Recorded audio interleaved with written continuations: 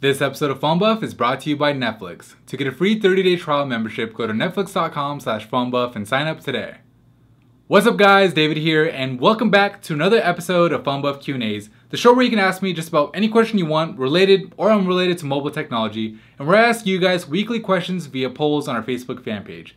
You can be a part of the poll by liking us at facebook.com/phonebuff and get your questions answered by asking us on Twitter at PhoneBuff.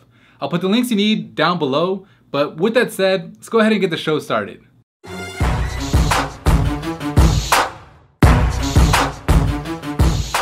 Tom Franciscato asks, are you excited about the Note 3? Well, to say I'm excited is probably an understatement. Out of any of the upcoming smartphones, I think the Note 3 is the one I'm most looking forward to. There are a couple of reasons for this, but one of them is the fact that I was just so impressed with what Samsung did with the Note 2 last year. I mean, the Note 2 had just about everything I really wanted in a smartphone at the time. A big HD screen that wasn't pentile? Check. A quad-core processor with 2GB of RAM? Check.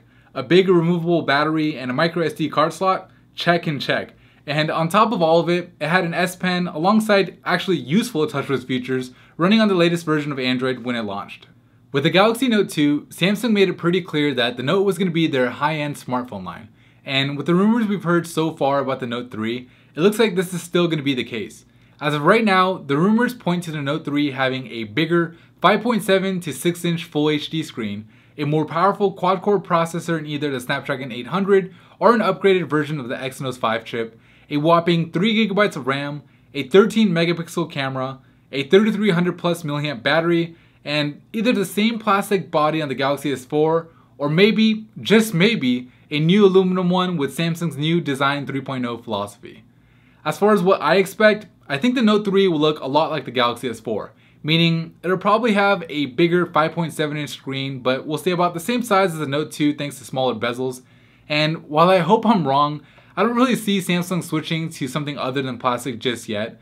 I say this because if they don't use plastic and went with aluminum or something different, people might not as easily identify the Note 3 as a Galaxy smartphone, which, considering all the money they've spent already marketing the Galaxy S4, it might not be the best move for them.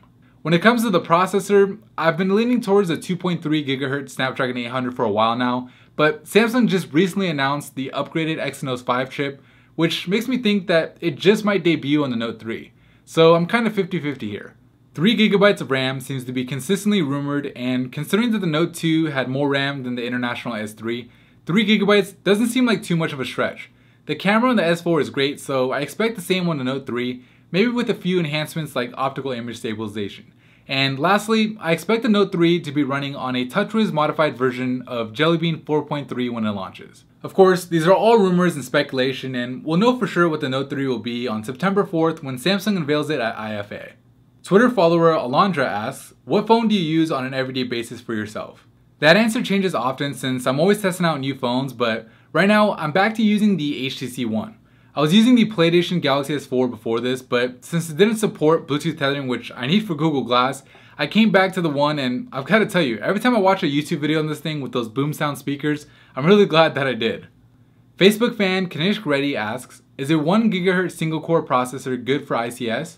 The word good can mean different things to different people, but personally, I don't think a single core 1 GHz processor can give you that good user experience that Android has to offer.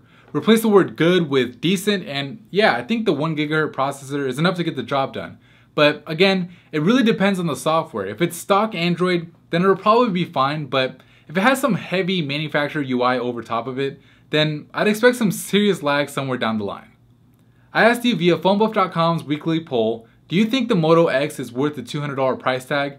And I got mixed results. The majority of you, at 46%, think that the Moto X isn't worth the $200 on contract. However, 29% of you think that it is. 14% of you aren't sure yet, meaning you're either waiting for some PhoneBuff coverage or to use the device for yourselves. And 11% of you say you'll wait for the price to drop, which is basically another way of saying that it's not worth the $200 price point, but you still think it's a good phone. As far as the results go, I think I fall into the not sure yet category. I haven't been able to get my hands on the Moto X just yet, but from what I've read and seen, the phone looks to be pretty solid. I do have some concerns about the screen and the performance, but I do like what Motorola is doing with the Moto X. Instead of engaging in the spec war, which was more important a few years ago than it is today, they're trying to innovate with new features like always-on voice controls and the ability to customize the Moto X with over 360 color combinations. Whether or not that makes the phone worth $200 still remains to be seen. Alright guys, that's it for me in this episode of PhoneBuff Q&As. If you liked it, please give it a thumbs up, and remember that this show runs on your questions and your votes, so make sure to follow us on Facebook and Twitter. I'll put the links you need down below, but otherwise, thank you for watching, and be sure to subscribe to the channel so I can see you guys in the very next video.